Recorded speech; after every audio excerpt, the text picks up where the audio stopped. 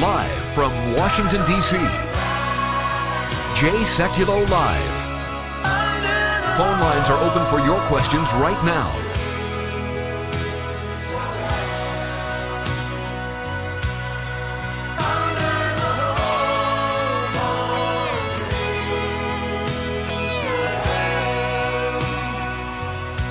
And now, Chief Counsel for the American Center for Law and Justice, Sekulow.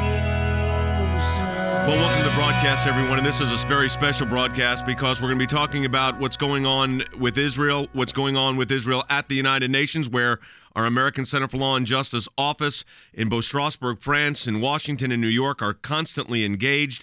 A clash between the Israeli ambassador and the Palestinian ambassador. Remember, there's all those moves right now at the UN to force a settlement of the border disputes, as they're called, returning Israel to the pre-67 borders, which frankly are indefensible, and then condemning Israel for building what the UN likes to call occupied territory. It's Israeli land.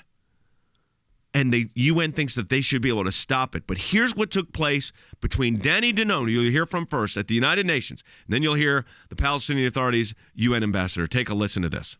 People are looking at you. Palestinian children are looking at you right now, and they say, you cannot say, I condemn all acts of terrorism. One sentence you cannot say. One sentence you cannot say. Shame on you for that.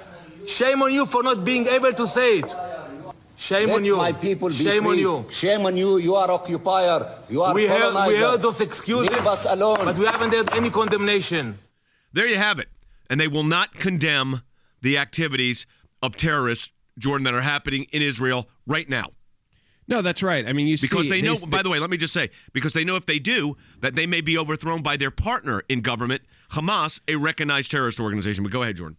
That's right. And as Ambassador Danon said earlier, they won't do this publicly. And I think that was key, that word that he used. They won't do this publicly. And I think that's because the Palestinian Authority, as you said, Dad, they're so weak that if they were to agree with that statement publicly, whether or not they do or don't behind the scenes, that more radical elements which already have taken over the Gaza Strip with Hamas would be taking over the West Bank as well. And so they, again, though, this is a government propped up basically by Israel and the United States, by Israel and the U.S., because they are better than what the alternative might be, and they still are unwilling to condemn all terrorism, period. They wouldn't do that. Right. They would just condemn Israel. And second, when they talk about, when Ambassador Danon talked about how they pay the families of what they call martyrs of the terrorists who kill themselves in these attacks on Israeli citizens and innocent civilians. Right. And so they make them heroes. They plant trees and gardens to them. And they named the streets after him. Yep.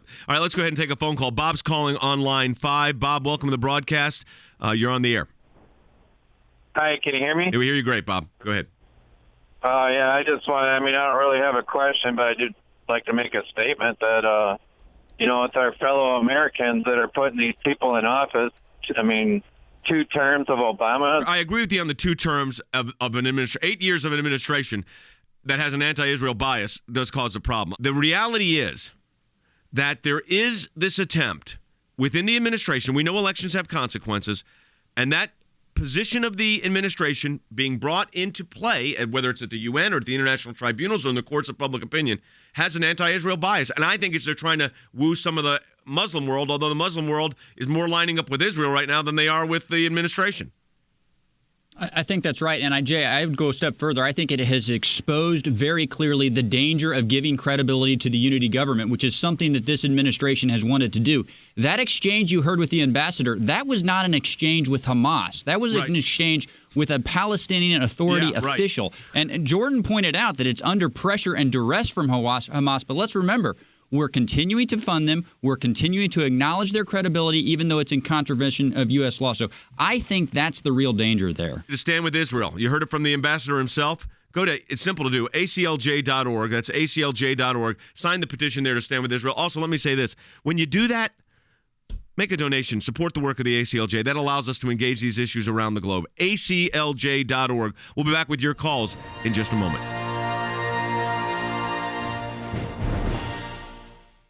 Israel is facing a new and grave danger, this time from the United States.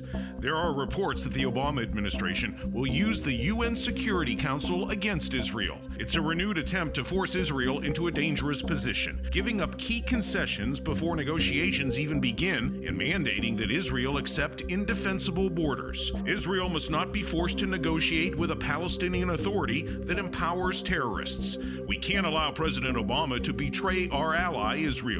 At the ACLJ, we're mobilizing our legal teams here and in Israel. We're preparing critical legal letters, documents, and filings at the UN, in Congress, and with the Obama administration. You can take a stand for Israel by signing on to our new petition right now. Defend Israel. No talks with terrorists.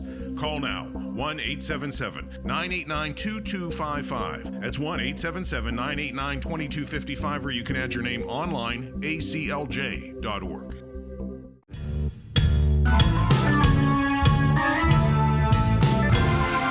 Hey, welcome back to the broadcast, everyone. Talking about that song, Hold Your Head Up. You got to hold your head up and fight back on this. We're doing just that.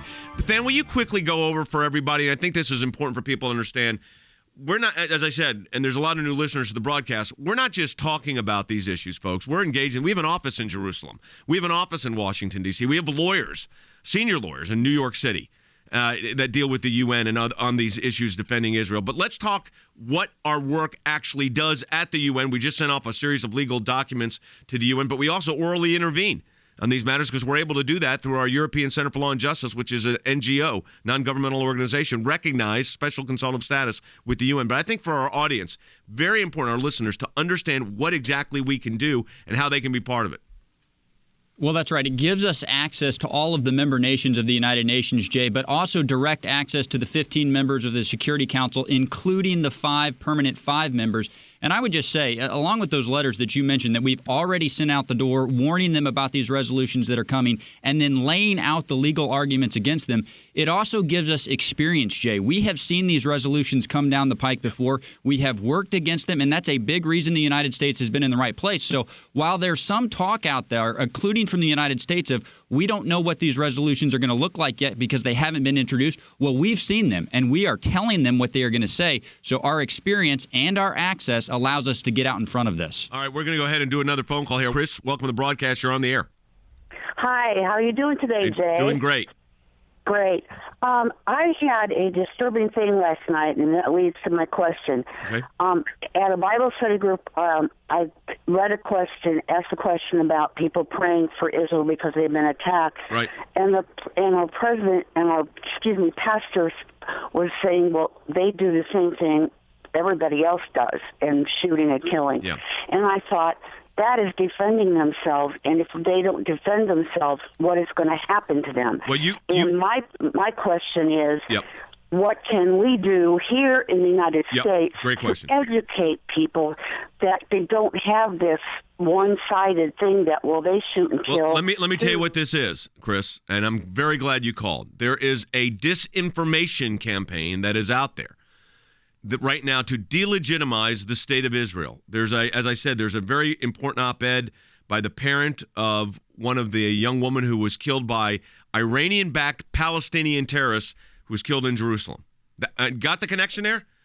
Shia Iran sends resources to Sunni Palestinian terrorists to kill Jews. And we've just cut a deal with the Iranians. So no wonder even our allies in the region are worried about us. But what's happened is there's this attempt to delegitimize Israel. I have taken those cases. I've been involved in those cases where they brought these allegations against the state of Israel, even to international tribunals, saying it was excessive force or it wasn't justified. The fact of the matter is, Jordan and I went to the International Criminal Court in The Hague, and we won, presenting Israel's position. We carried the day. They didn't even recognize the jurisdictional aspect of the Palestinian Authority to even bring a claim at the International Criminal Court in The Hague. Now, we're still fighting other issues there now, so the work is going on. But there is this attempt to delegitimize Israel and Jordan. This has been going on for well over, significantly during the Obama administration, because you got an administration, frankly, that's not friendly to the Jewish state. And you heard it from Joe Biden's mouth. I'm going to play Josh Earnest in a moment. You'll hear it from him.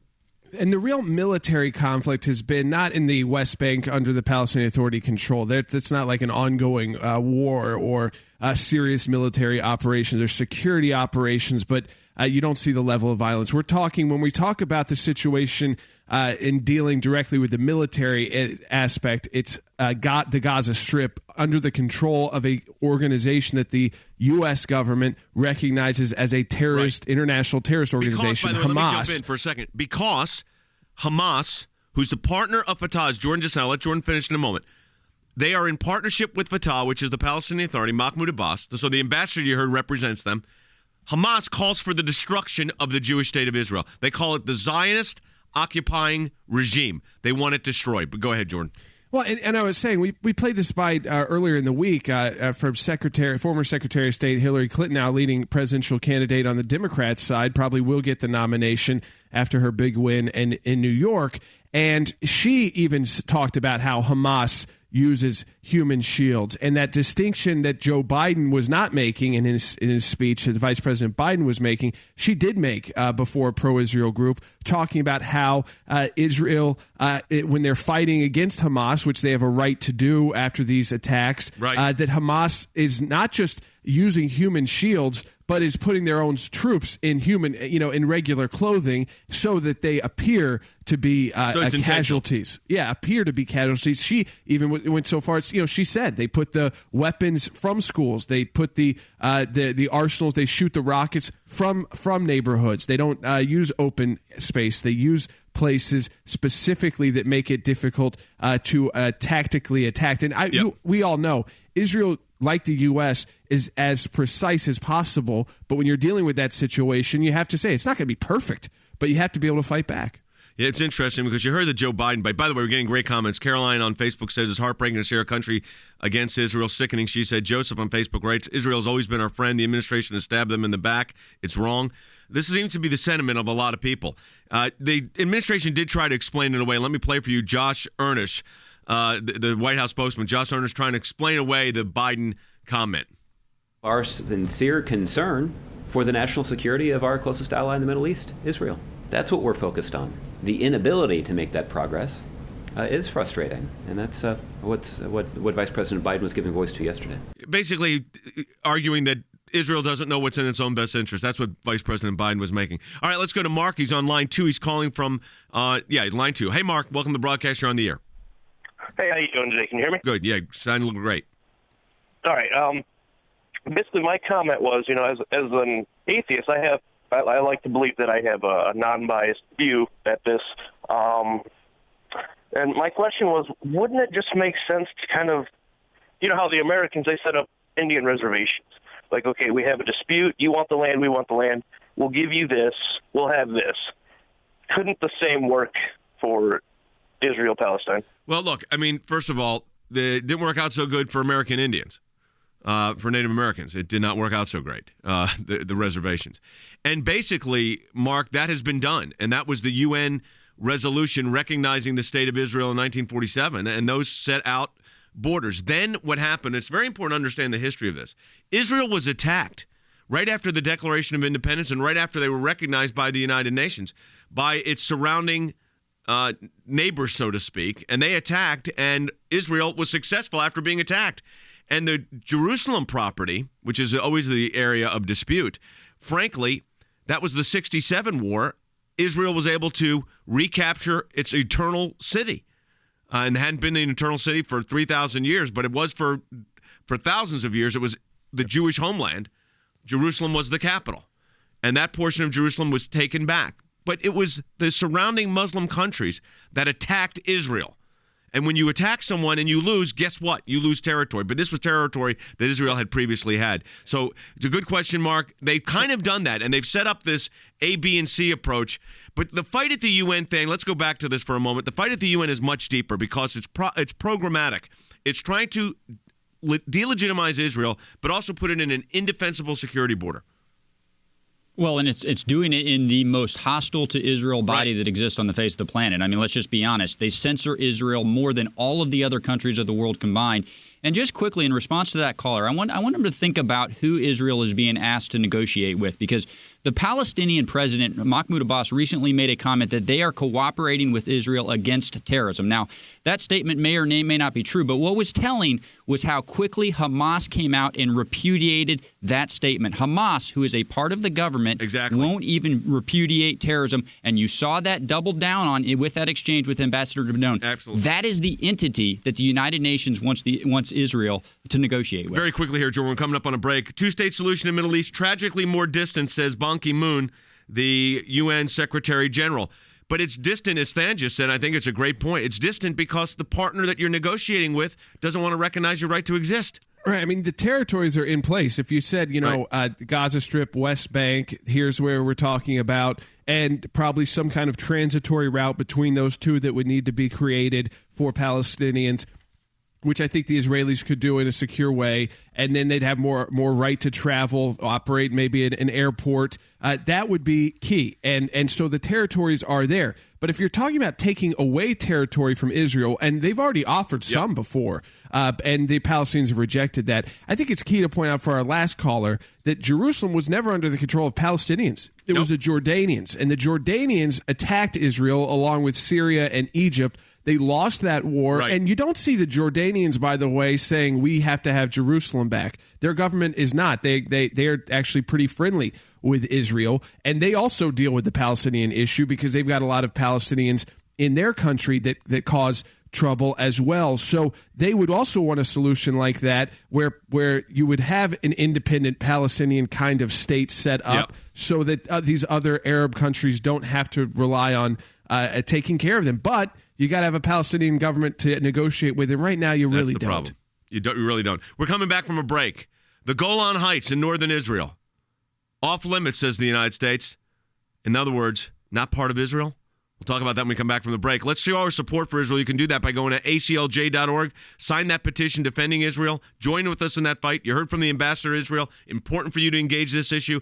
We want you to do that, aclj.org, and also support the work of the ACLJ. President is in Saudi Arabia today. So let's talk about how that's going to impact everything on the next segment. But aclj.org or 1-877-989-2255. It is time to stand with Israel. Do it today.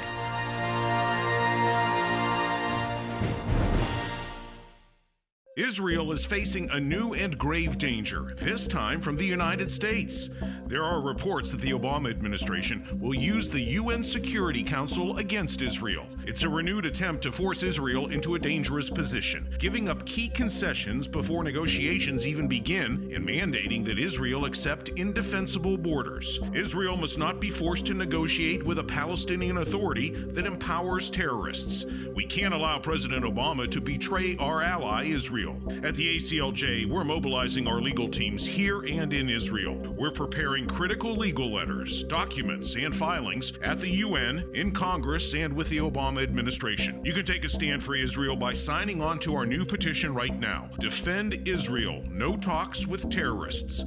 Call now. 1-877-989-2255. That's 1-877-989-2255, or you can add your name online, aclj.org.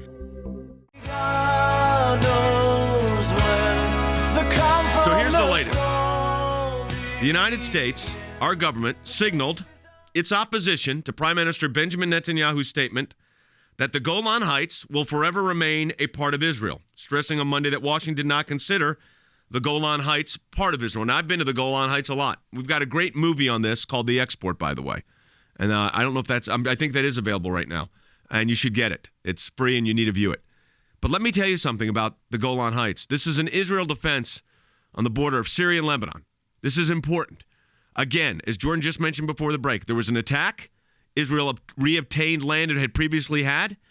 But John Kirby, the State Department spokesman, Admiral Kirby, had the nerve to say this to the world. The U.S. position on the status of the Golan Heights is longstanding and is unchanged. Every administration on both sides of the aisle since 1967 has maintained that those territories are not part of Israel. The conditions under which those territories are ultimately returned should be decided through negotiations between the respective parties. And obviously, Saeed, the current situation in Syria makes it difficult to continue those efforts at this time. No kidding. You mean the civil war that's going on? You mean the ISIS control of Syria? I mean, really, John Kirby. So Golan Heights, which are basically protecting all of our allies in the region because Israel has control of it, we should give that up, the Israelis. Why? Because, and who do we want us to give? You want to give it back to Syria? I mean, by the way, who's that property the Golan Heights going to go to? You want to return it to Syria? Because I don't think that's a really smart move right now. But, Jordan, this, again, is the ridiculous nature of what's going on here.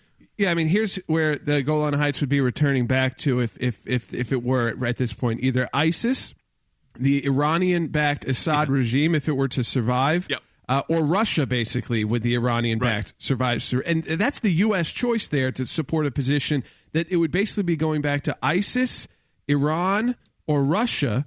Or we could say, let's stand with our ally and keep it on our side of the issue with the U.S., someone we can rely on. I mean, that's how absurd our policies have become. He is, again, he does acknowledge that there's nowhere to negotiate at this point, but he wants to be clear, though. He wants to be clear that this is not Israeli territory. But it begs the question you asked, which is, well, then who gets it? And by the way, that sets up this whole UN move, because by saying that they are occupying territory that isn't theirs, even though that right now it may not be a good time, just by doing that alone, even though you can't solve the problem, by doing that alone could give the U.S. something to rely on to move at the international level. All right, let's go right back to the phones. 1-800-684-3110. Susan's calling from Tacoma, Washington. Hi, Susan. Welcome to the broadcast. You're on the air. Hi, Jay. Thank you for everything you do. Thank you. First of all, I'd like to say that Israel is the apple of God's eye. Yep. And we have been blessed because we've protected Israel. I agree. My question is it possible for the Congress or anyone to block this? I want Than Bennett, our Director of Governmental Affairs, to jump in, but let me say something before he does. There's a Bible verse that's very clear in Genesis. I'll bless those that bless thee and curse those that curse thee. And I think the United States has received blessing because we've stood with Israel. And when we cease to do that, I think we will pay a consequence. And right now we are on the verge of ceasing to do that, if we haven't already. I mean, this idea that John Kirby and they're making a point on the Golan Heights. I mean, this is so absurd. Give the Golan Heights. Why don't we just give it over to Khalif Ibrahim, Abu Bakr al-Baghdadi? He's the head of ISIS. He's controlling parts of Syria now, so let him get it. You want to give him the Golan Heights? Or as Jordan said, let's give it to the Russians. That would be good. There's an unholy alliance between the Russians, the Syrians, and the Iranians. I've got a brand new book coming out later in the year on that very topic that's very dynamic on this point, because we're going to educate you on these issues. I'm thrilled with that call. Susan, great call on the money. I want to go to Than Bennett, who deals with this, our Director of Governmental Affairs. Than, let's talk about this. Yeah, well, a couple of things. The authority to determine the U.S. position at the Security Council does belong to the president. However, the Congress controls the funding that goes to the Palestinian Authority, and U.S. law clearly states that we cannot fund a terrorist organization, which Hamas is. They are part of the government. The Congress should not be appropriating that $500 million. That's something we've been working on.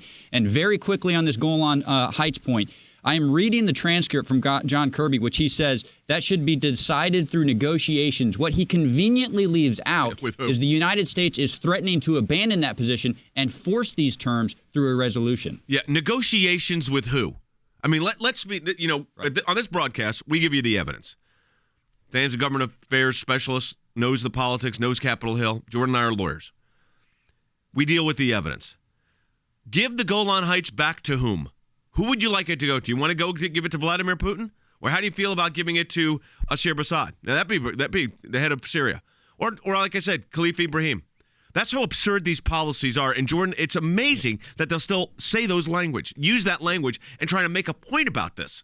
Yeah, but what I'm concerned about is that when you use a broad term like parties, the UN Security Council could be one of those parties. Yep, exactly. Yeah, he didn't define exactly who those parties are. He left that open, said it would be tough to determine that right now. So again, I go to his language saying these moves for these resolutions because again, you couldn't have direct negotiations between Syria and Israel right now over this because there's no clear Syrian government with what's happening with Assad and ISIS. That it would be the UN that could be one of those parties at the Security Council level. And when you use these broad terms like that, again, you're setting up the move from the administration. So far, we haven't seen. We've been concerned about before. So far, they've done the right thing ultimately at the UN. But this language is getting more concerning. It's why the Israelis are speaking up more so than ever before. They usually would not because of the direct tie and how important the U.S. is. But they're feeling the pressure. Judith is calling from Houston, Texas. Go ahead, Judith. Yes. Hi, Jay. God bless you and your team. Thanks. And thank you for being doers of God's word. Yep. You guys amaze me.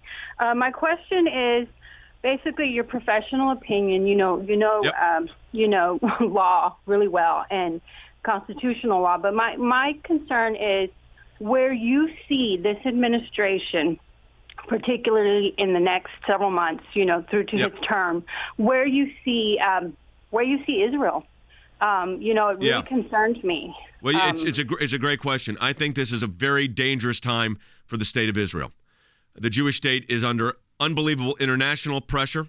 We talked about that with that boycott, divestiture, and sanction movement that we're fighting so aggressively in our offices around the globe. The attempts to delegitimize the Jewish state of Israel are ongoing, and the fact of the matter is the UN, Jordan, puts more resolutions in place. I'm going to have Jordan and Thana talk about this. Jordan, they put more resolutions against Israel in place than any other regime, including regimes like North Korea. Oh, yeah. Israel's the number one most condemned at the United Nations. The only thing stopping that, and that comes from the General Assembly, the only country that has stopped that happening from the UN Security Council which makes those resolutions really kind of had the force of international law. I mean, they really have, you could have wars over them. You can have economic sanctions over them, is the U.S., as that's been the one country that has stood in the way of all those resolutions becoming actual international sanctions and law. Well, I think our producer said it pretty well when he said these are chess moves by the administration and by the Palestinian government. The pieces are in place, so to speak. Our move is to block a checkmate. We are reaching out to the members of the Security Council and, Jay, specifically the Permanent Five. We're not giving up on the U.S. veto. That is really what needs to happen, but we are making the legal case under international law to those other members of the P5 that it should not be just the United States standing in the way of this, because this is a threat to the entire world. No doubt about it. Folks, we're at a critical time in our fight for Israel. We've got a petition up right now. It says, stand with Israel. No negotiation with terrorists. You don't negotiate with people that call for your elimination. So we want you to sign the petition at aclj.org, or you can call us at 1-877-989-2255. Sign that petition. Stand with Israel. Scriptures are clear. I'll bless those that bless thee, curse those that curse thee. Let's stand with Israel. It protects our own country, and it's that important. The region and the United States, for the sake of our children and our children's children. ACLJ.org, 1-877-989-2255. You can sign the petition there. And of course, we always appreciate your support for the work of the ACLJ. And either way, ACLJ.org or 877-989-2255. That's going to do it for the broadcast today. We'll talk to you tomorrow.